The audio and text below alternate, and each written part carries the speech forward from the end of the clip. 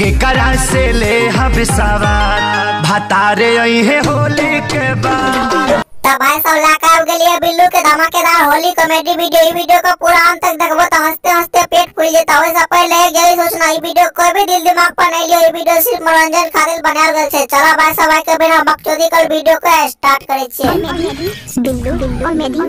अहे हमर लवकी भौजी अपनी होली ककरा साथ खेलबो है। केकरा से ले हम सवार की कल होली में ककरा से ले हम सवार बता नहीं ला होली में के डाली फसल में खाद भतारे है होली के बाद। की कल के डाली फसल में खाद बता रही है होली के बाद। बिल्लू के क्या बोलिया छ आगा देखा पिचकारी मारता तो पिछवाड़ा देखा तुररी फेंकता फुचुर फुचुर फुचुर फुचुर पिचकारी करता।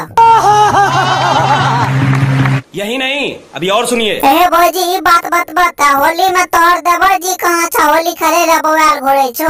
देवरा तो गइल सोहर कैसे रहब फगुआ भर। होली में मजा लब दिन भर भीतर में रंग डालब हरिहर पियर। मार साले का खोपड़ी तोड़ साले।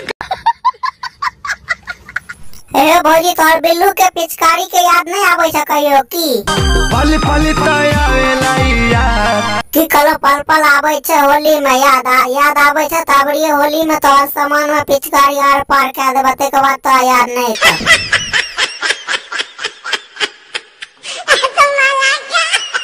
तो भाई सब होली में तोरा सबके ढेर सारी शुभकामनाएं बिल्लू के तरफ से।